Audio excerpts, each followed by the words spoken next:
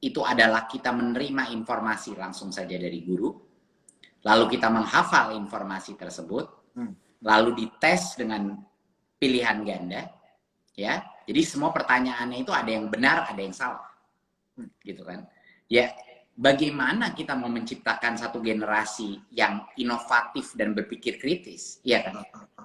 Dia sudah terbiasa, generasinya akan terbiasa dengan menerima aja apa informasi mentah-mentah, ya. Mentah-mentah. Bukan bagaimana kita mau masyarakat kita berkritis terhadap informasi di sosmed dan lain-lain kalau anak-anak itu tidak sudah terbiasa men-challenge guru-gurunya. Ya, itu dia. Sudah terbiasa men-challenge ide-ide, dia baca sesuatu dan dia ada argumentasinya, berdebat mengenai isu itu. Melihat apakah benar teori itu apa tidak, apakah ada lubang-lubang nggak di logikanya, apa tidak. Untuk dia menulis esai, di mana seperti yang Jerome bilang, menulis esai itu luar biasa pentingnya, karena itu adalah mengasah kemampuan logika seorang manusia untuk berargumentasi. Untuk berargumentasi, benar. Iya, saya percaya Jerome Pauline akan menjadi Menteri Pendidikan yang hebat. Itu nama esainya. Ya. Nah, esai itu kan ada body of argumennya kan. Ya. Kenapa? Nomor 1, pendidikan Jerome baik di Indonesia maupun di Jepang baik sekali. Kedua, Jerome sudah sebagai influencer telah menginspirasi banyak orang sehingga jiwa kepemimpinannya tinggi, gitu kan. Ketiga, Jerome selalu membaca mengenai bidang pendidikan. Nah, gitu. Itu 3 argumen untuk mendukung supporting argumen Jerome harusnya bisa menjadi potensi Menteri Pendidikan yang hebat, gitu loh. Dan itu kan melatih anak-anak kita untuk berpikir secara logis dan berargumentasi bagaimana. Jadi saya senang banget tadi Jerome bilang esai. Tapi classroom, Jerome, nggak bisa satu arah. Bener banget. Classroom itu harus berisik, harus berpartisipasi anak-anak. Mereka harus jadi co-participator dan bahkan co-creator daripada pendidikan. Umur hidup mereka harus akan ditantang dengan kompetensi itu, gitu loh. Ya, bener banget. Iya. Ya.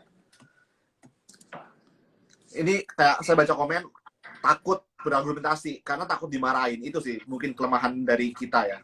Kayak kita ngelawan guru dikit dibilang nggak sopan, ngelawan ya kasih argumentasi dikit dibilang ya dimarahin guru, jadi akhirnya siswa-siswanya jadi takut gitu.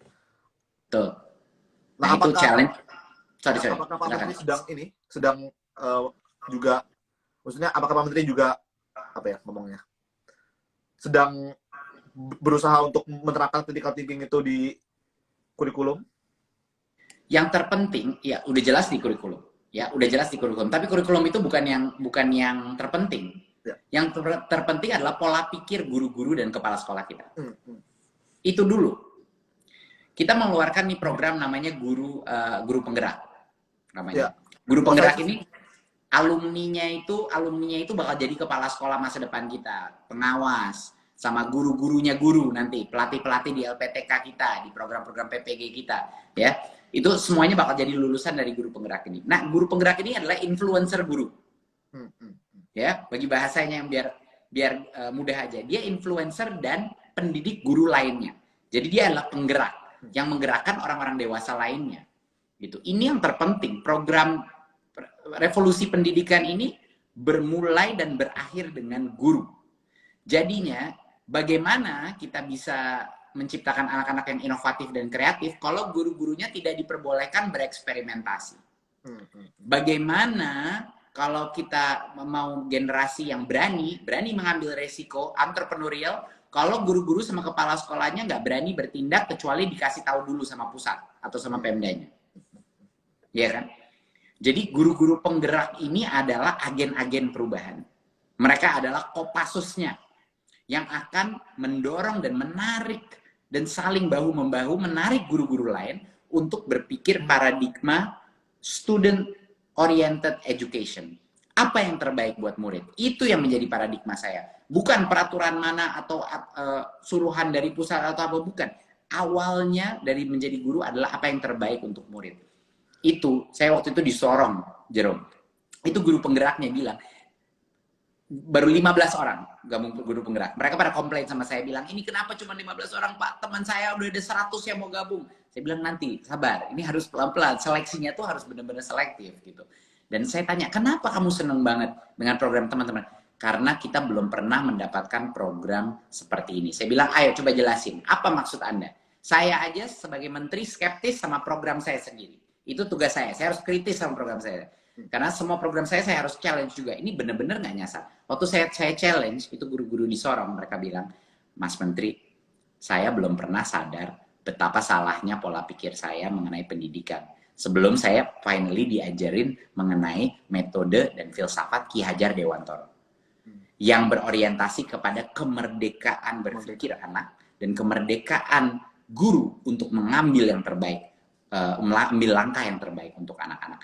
Jadinya Mas Menteri, saya itu berubah total pemikirannya. Dan ini kayak bukan pola pemikiran, bukan pernah pelatihan kayak BIMTEK yang pernah saya alami sebelumnya. Ini benar-benar merubah wawasan saya. Itu yang saya hampir nangis dengarnya, Jerome. Bahwa pertama kali kita ada program yang benar-benar menyentuh bukan hanya otak tapi hatinya guru-guru kita. Dan itu yang terpenting.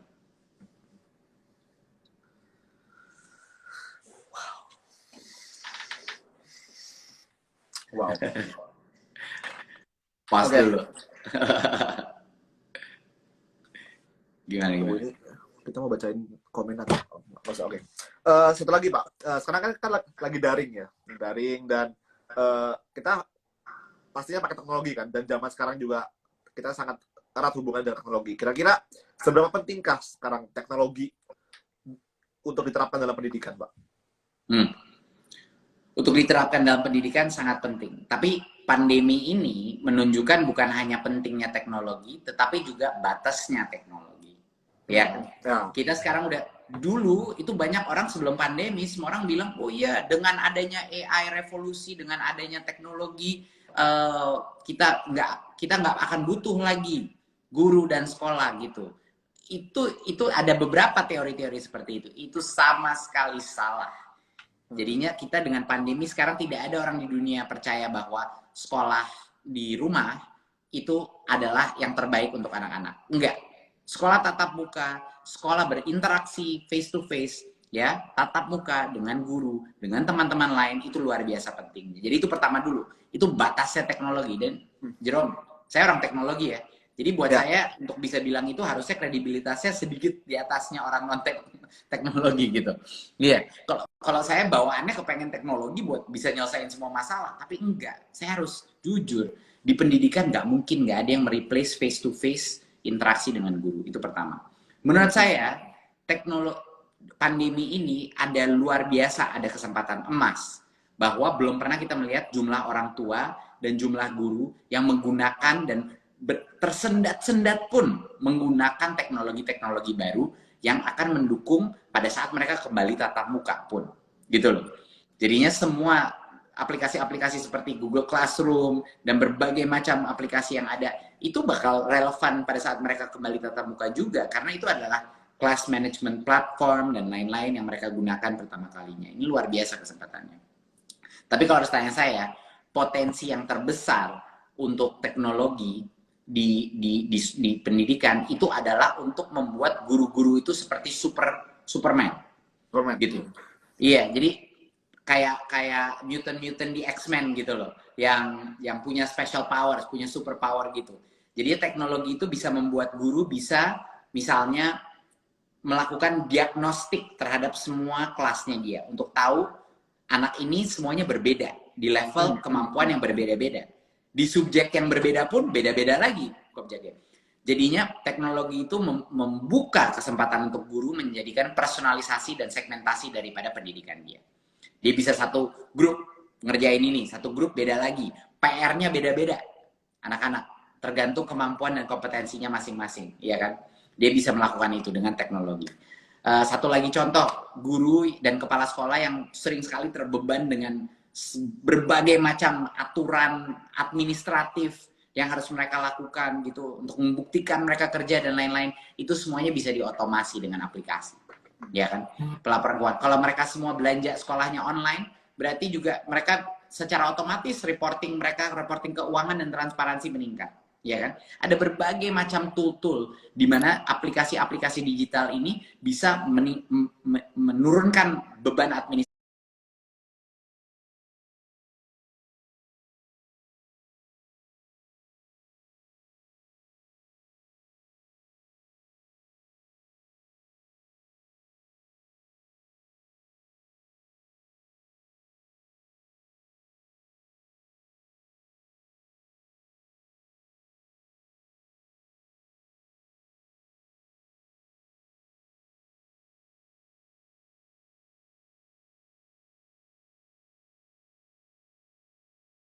fokusnya ke anak, ya, daripada fokus ke laporan.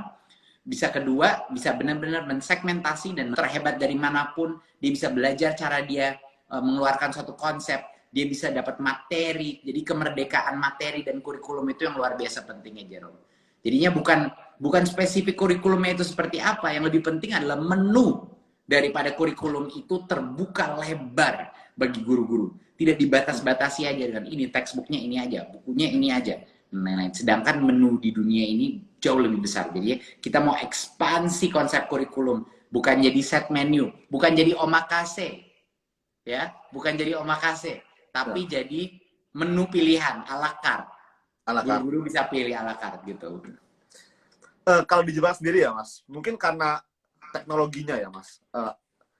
Jadi teman-teman saya semua mereka milih online. Jadi tahun keempat ini saya semester berikutnya itu kan sekitar 30% online, 70% offline. Mereka, aduh kenapa nggak online aja gitu. Atau saya pribadi juga kenapa nggak online aja gitu. Karena memang jauh lebih simple dan lebih asik online gitu untuk proses belajarnya. Mungkin jadi salah satu penerapan teknologi sih. Jerome lebih suka online? Saya lebih suka online. Daripada offline. Oh ya? Ya. Kenapa?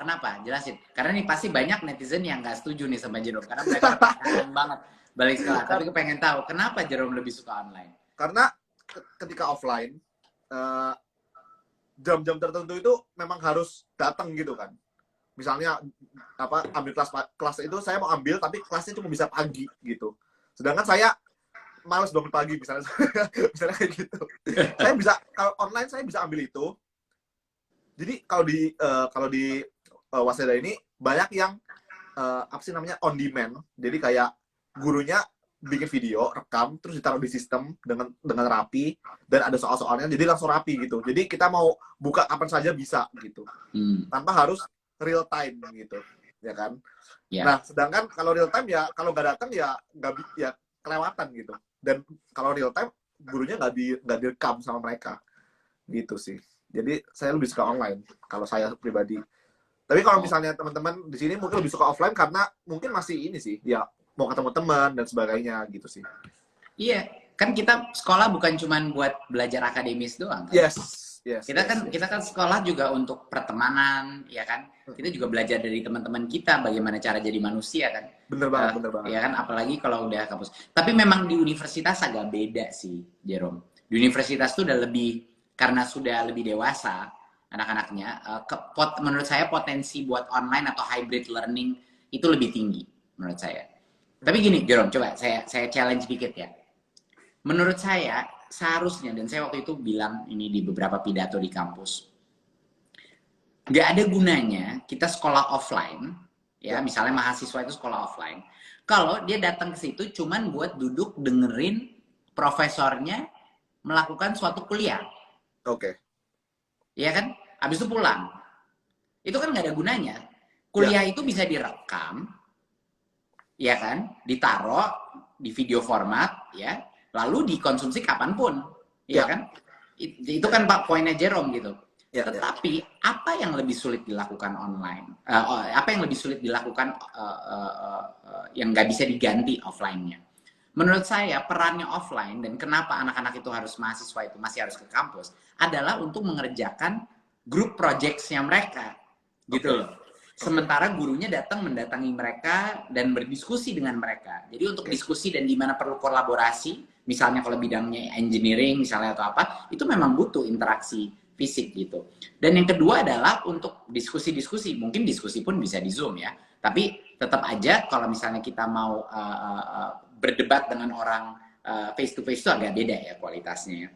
Jadi itu yang saya bilang tuh kampus-kampus tuh jangan datang buat kuliah, itu kuliah direkam aja semua. Habis itu balik pas masuk ke kelas waktunya debat, waktunya ngerjain project sama-sama difasilitasi dan dibantu oleh dosennya. Nah, gitu. Itu menurut saya itu yang namanya semacam flip classroom loh terminologinya gitu. Saya setuju banget Mas karena saya juga mikir sekolah, makanya ketika sekolah untuk belajar doang, ketika untuk dapetin ilmu doang ya online jauh lebih enak gitu. Nah, kenapa saya milih online? Karena di Jepang ini jujur itu cuma satu arah. Jadi gurunya jarang kasih project, Mas. Bener-bener cuma ngajarin. Jadi guru masuk, ngajar satu arah, keluar. Di kelas itu nggak ada interaksi sama sekali, Mas. Di Jepang ini. Dan saya kan kaget. Kenapa teman-teman saya bisa fokus gitu. Dengerin guru ngomong 2 jam. Ya mereka nyatet terus gitu. Katanya mereka, sejak SD ya kayak gitu. Sejak SMP atau SMA gitu. Kayak gitu kelasnya. Jadi guru masuk, ngajarin, satu arah, keluar. Udah gitu. Jadi mereka jarang yang namanya presentasi. Nggak ada, Mas, di Jepang, Mas. Teman-teman saya baru punya laptop, itu waktu masuk kuliah. Itu saya juga kagetnya di situ gitu. Kayak mereka kaget ketika saya bilang di Indonesia itu ada presentasi waktu SMP SMA. Kita dari SMP udah pegang laptop ya, sudah bikin presentasi, terus presentasi di depan kelas. Mereka nggak ada seperti itu, sama sekali nggak ada. Jadi benar-benar satu arah doang gitu. Nah, saya pun di kampus karena saya merasa cuma seperti itu doang di kampus saya. Jadi saya merasa online lebih bagus. Tapi kalau misalnya di Indonesia kan teman-teman saya lebih milih offline karena bisa organisasi dan sebagainya. Nah, itu yang saya nggak rasakan di Jepang ini. Gitu. Saya di Jepang ini benar-benar, makanya saya bikin YouTube, salah satunya adalah untuk mencari kegiatan di luar kampus. Gitu, Mas. Gitu sih, kira-kira. Oke. Mungkin Waseda harus lebih merdeka lagi ya. Tapi gimana? Jadi dari sisi aktivitas sehari-hari, tapi ada nggak project based learning sekarang di programnya di Waseda? Ada nggak yang harus submit grup? Apa semuanya applied math itu cuman problem set aja yang harus diselesaikan? Jadi kalau tahun keempat ini bakal masuk lab. Jadi mungkin itu akan grup project. Tapi selama 3 tahun ini saya kuliah, dari tahun pertama sampai tahun ketiga itu bener-bener problem set aja sih, kerjaan soal, dan nggak ada bikin project sesuatu yang grup, itu nggak ada, Mas. Jadi saya sendiri nggak terlalu kenal teman-teman sekelas saya, karena nggak ada interaksi di kelas. Sangat menarik ya, padahal namanya applied math. Jadi kalau nggak di-apply ke sesuatu gimana dong ya? Itu yang menarik. Di tahun keempat ini masuk lab dan akhirnya baru mulai bikin project, bikin research. Tapi selama 3 tahun ini yang bikin saya kaget itu seperti itu, Mas. Kalau di Indonesia kan di kelas itu mungkin ada interaksinya ya kalau di kuliah gitu, apalagi mungkin di luar negeri. Tapi kalau misalnya di Jepang ini untuk teman-teman sekelas saya yang seangkatan satu jurusan itu, saya cuma kenal mungkin cuma 5 sampai 6 orang gitu yang benar-benar ngobrol. Sisanya udah nggak pernah ngobrol, nggak pernah apa, karena nggak ada grup project itu sih. Saya kaget juga sih. Terus gimana teman-teman Jepangnya, kaget nggak waktu tahu Jerome itu punya berapa juta follower? Awal-awalnya yang baru tahu kaget, Mas. Cuma sudah berapa tahu gitu. Gitu. Mereka juga ikut-ikut. Mereka juga saya lihat ikut-ikut dalam video-video YouTube-nya juga ya, berapa ya? Iya, itu teman-teman saya, Mas. Mau tahu dong, Jerome, seberapa penting sih punya pertemanan dari berbagai macam negara pada saat kuliah? Oke. Jadi kalau saya jawab itu, kenapa keuntungan di luar negeri dan punya koneksi di luar negara untuk saat ini, untuk ketika kita masih kuliah atau masih sekolah, adalah simpelnya itu kalau kita mau ke negara mereka, kita punya kenalan. Gitu aja sih. Itu simpelnya untuk liburan gitu. Ya kan? Terus kalau saya pribadi, saya kan tertarik sama dunia pendidikan. Jadi saya sering nanya-nanya sistem pendidikan di negara mereka seperti apa gitu. Kayak yang di Jepang seperti apa, di Thailand seperti apa, di Filipina seperti apa gitu. Jadi saya bisa dapat banyak informasi. Ya pertukaran budaya itu sih, Mas.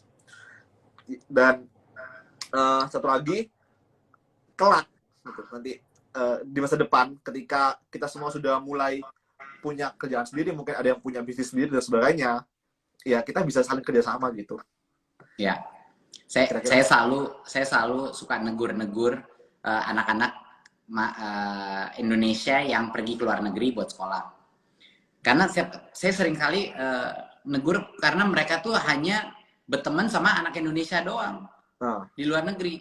Dan saya bilang, ini kesempatan kamu, satu-satunya kesempatan nih di hidup kamu untuk bisa punya pertemanan dari berbagai macam bidang, berbagai macam budaya, berbagai macam negara. Ini kesempatannya. Jadi ini adalah kesempatan kalian untuk memperbesar itu. Jadi sekarang saya ini karena berteman waktu S1 dan S2 dengan orang-orang dari berbagai macam negara, satu, persis kayak Jerome bilang, saya punya teman di mana-mana. Saya bisa tinggal di rumah di mana-mana, dari Latin Amerika, Afrika, Eropa, kemanapun.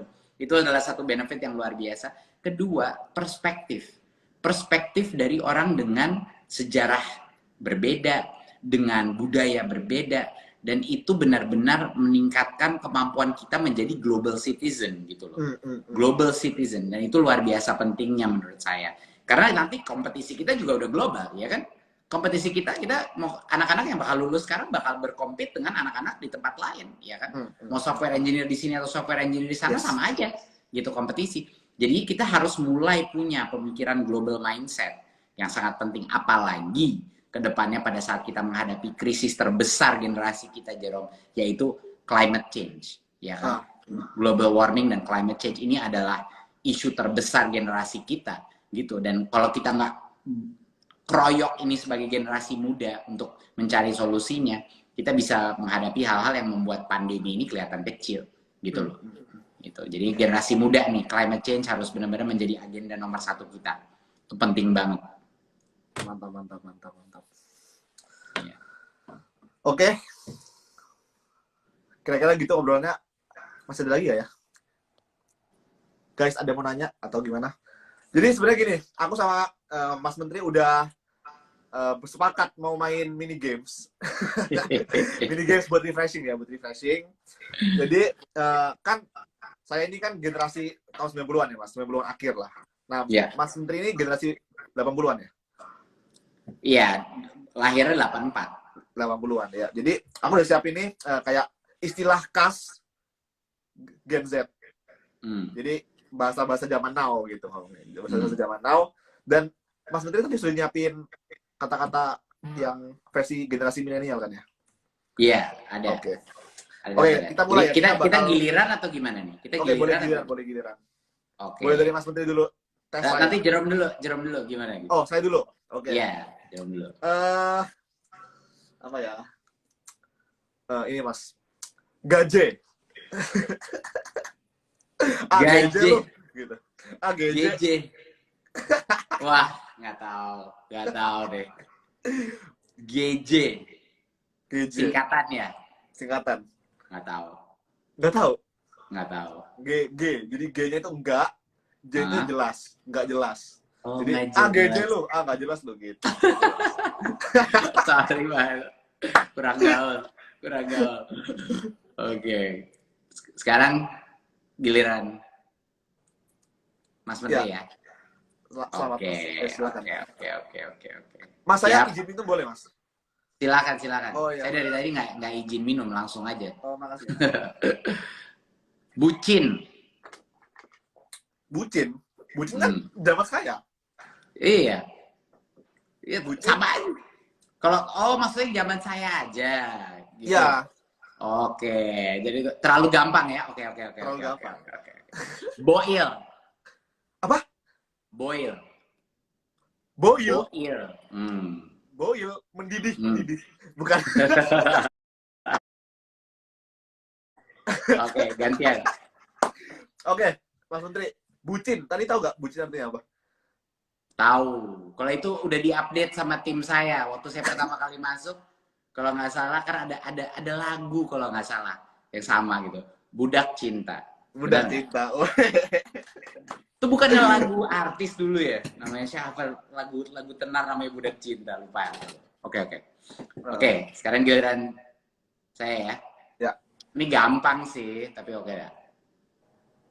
Doku. Wah, masa nggak tahu? Doku bahasa Jepangnya? Hah? Racun, serius? Mas. Doku, racun. Bukan. Doku apa ada? Dokumentasi, dokumen. Bukan. Dokumentasi.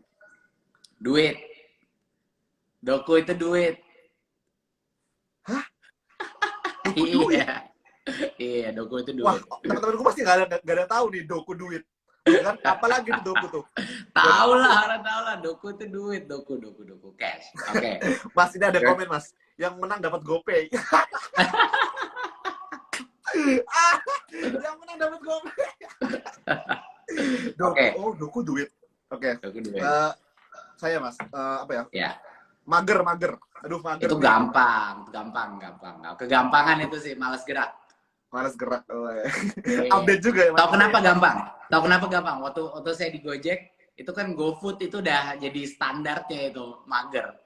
Iya kan, mager jadi GoFood aja ya. Itu. Oke, terakhir ya. Terakhir dari saya. Oke. Bokin. Bocah kintlong. Botak kintlong. Mungkin ya.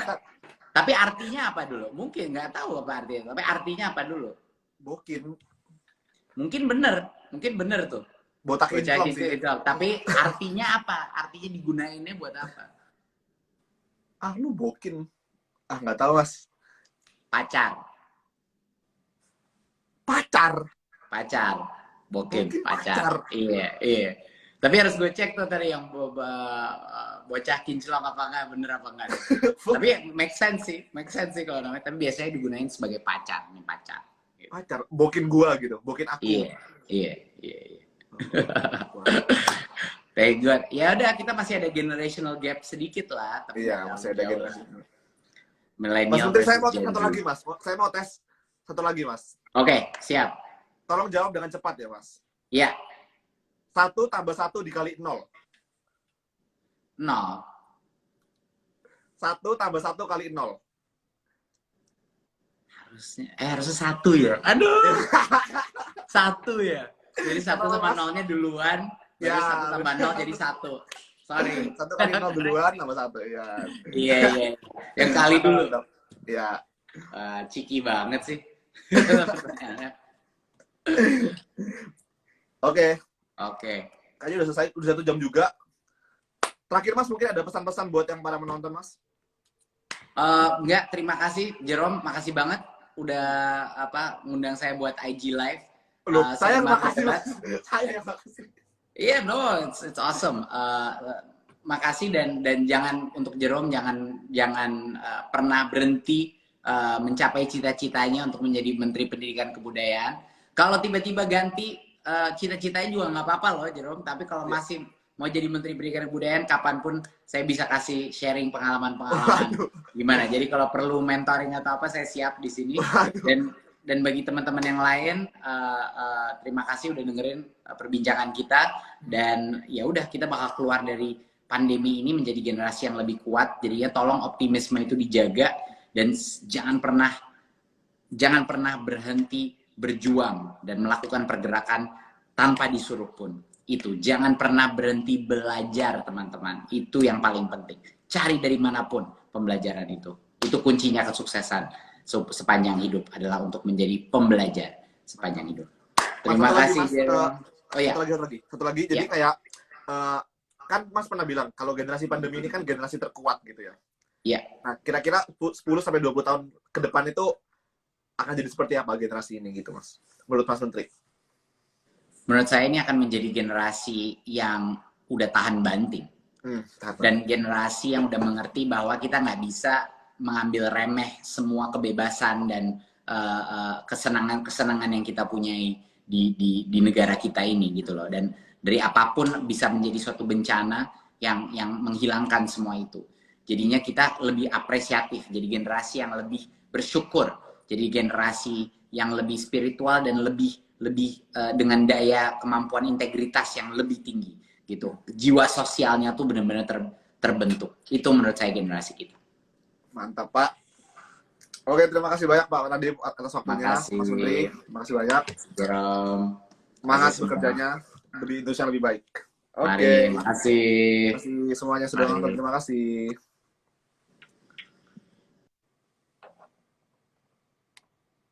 Wah. Oke guys, terima kasih buat yang sudah nonton. Semoga dari obrolan kali ini bisa mendapatkan banyak manfaat. Aku minum dulu bentar. Tadi tegang guys ya. Sama satu lagi, pesan maju terus pendidikan Indonesia. Mantap jiwa. Bye bye, thank you semuanya sudah nonton.